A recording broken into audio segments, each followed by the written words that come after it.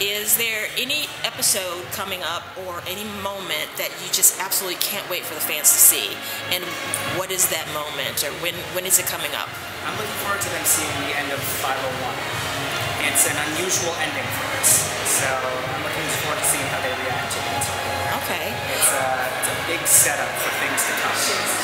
Okay, speaking of things to come, the big bads, as we say in Whedonverse, this year, the doctors. The Dread Doctors. Yeah, can you talk a little bit about that?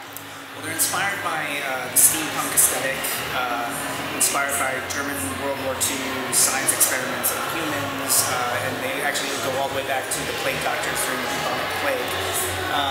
They're very much scientists who worship the supernatural, we say. Much of it is some of our own creation, but it was a way for us to get into a different kind of aesthetic for Teen Wolf.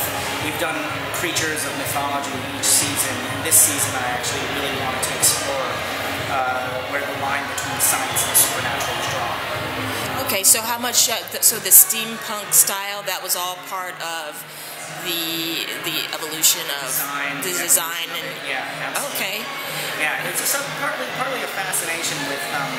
We've drawn on a lot of supernatural mythology, but there's always the point where in shows like this, you get to somebody's doing test tubes and withdrawing blood from hypodermics, and how do we do our own version of that?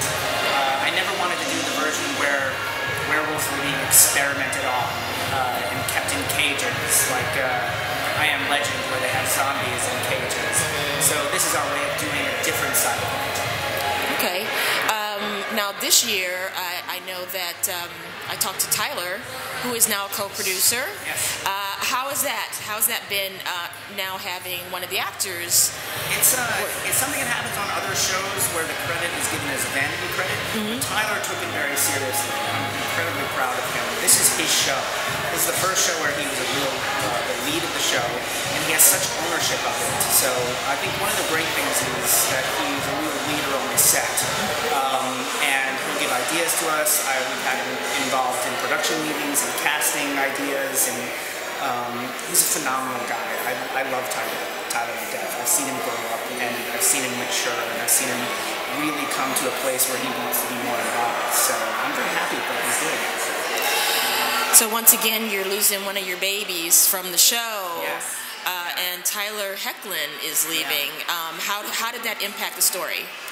You know, it's funny because when he told us that he wanted to pursue other projects, pursue other roles, maybe dive into movies a little more, we were worried a little bit at first because Derek has been a huge part of the story.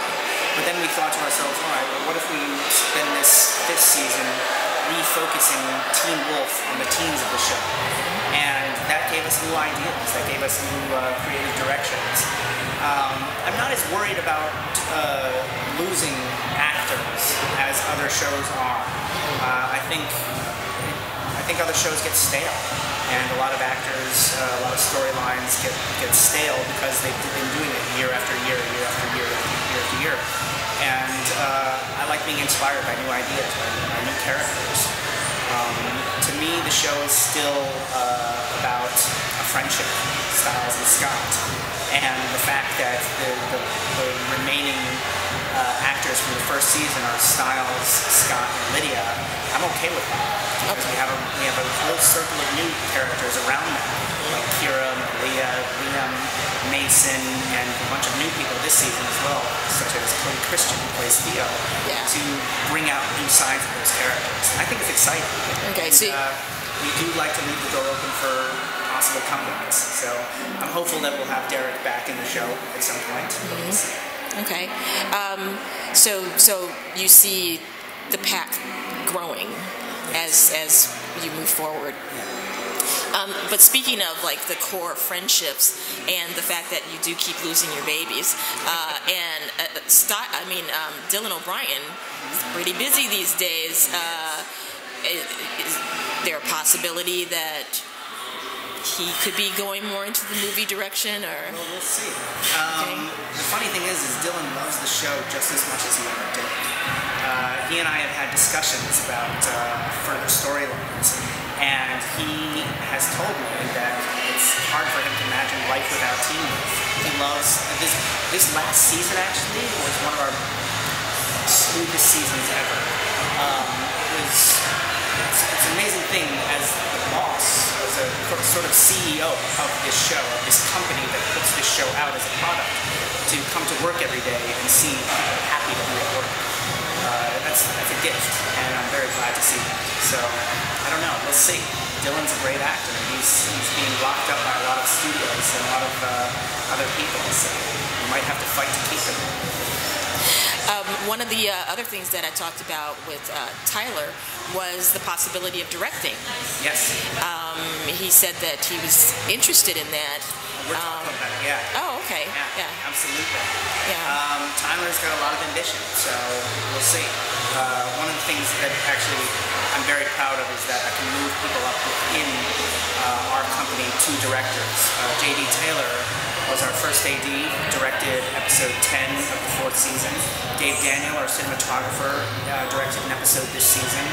And there are other people who will be directing. Tim Andrew is one of our premier directors who started out as just a producer in the 1st season, and I told MTV, hey, I think he can direct, and how about we give him some episodes? I'm very happy to be able to move people up the ladder within the company. That's great. Now, much like our namesake, our website namesake, Joss Whedon, you are very good with your how you portray and develop your female characters. Can you talk about how you approach writing the female characters, and if there are people that have inspired you when you're developing them? Yeah, well, I would say Joss Whedon is definitely an inspiration. I think he's an amazing writer. Buffy the Vampire Slayer took the trope of the girl walking down a dark alleyway to be attacked by a vampire and then turn the tables on her. I mean, it was amazing what he did. I look to the great writers who write great female characters. I mean, there's so many good female characters out there these days. But to be honest, Ripley from Aliens, I mean, that character was written as a man in the first movie.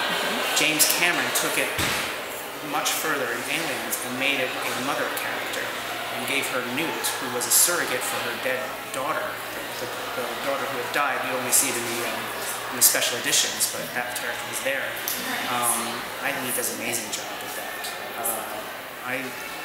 I'm very happy with the way the show has portrayed female characters. I think we can always actually be doing better. I think there are always things to be improved upon.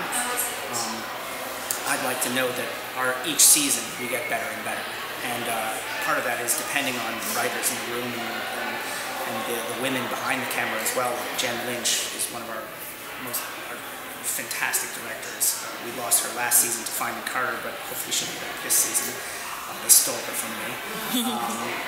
Writers like Angela Harvey and Alyssa Clark, who are very powerful presences in the writers' room. And Alyssa is now editing episode 10 for us. She went off and wrote for another show. But I'm proud of the women on our show. Kira, Leah, Lydia, Crystal's portrayal of Allison is an absolute warrior. I love that character. I still miss her. So is there a possibility that she might come back? We'll see. It's like there's always a possibility of people coming back if the story fits. So let's see. But I don't know if we can bring her back from the dead. We brought enough people back from the dead, maybe. Yeah. Okay. Oh, and let's talk a little bit about the exhibit here, and how this art exhibit from the fans came about. And this exhibit came about purely from our marketing department, Jill Crawford and Matt McDonough. And when they told me about it, I was kind of amazed. I mean, it's a brilliant idea, and I'm always amazed when I look online and I see the artwork by fans. I'm partially amazed that they're so inspired to do this kind of artwork from TV show, I'm so incredibly amazed by just how good they are. Some of this stuff is extraordinary. And the fact that we spend this amount of time creating artwork based on Teen Wolf is really amazing to me. It's sort of it's humbling, actually. Did you have anything to do with the artwork that was chosen for the exhibit? No, they chose it all themselves. And that's one of the great things for me, is because I don't have to be involved in it, because the network and the people who work at this network are such big fans of the show. So they obviously chose great artwork. Yeah. Is there any one of the things on exhibit that stand out to you, or kind of? I'm actually kind of amazed at seeing the artwork based off the new season. I think we're always excited about what's new, but I know, I can't wait to see the steampunk. Yeah, the Dread. That's going to be great. We're excited about these villains. Yeah. I think one of the things that amazes me, actually, truly impresses me, is when they are able to capture the emotion in the faces of the actors portraying these characters. Like, there's a picture of Dylan where you can see every line is very carefully drawn to express his emotions and the character's emotions. It's incredible. They really capture it. It's not just a picture of an actor, it's a picture of a character. Yeah. That's good. Okay. Well then, in conclusion, and the Dread Doctors are going to be around for a while, not just this season. Yeah. They have very nefarious plans within the town of Beacon Hills. Okay.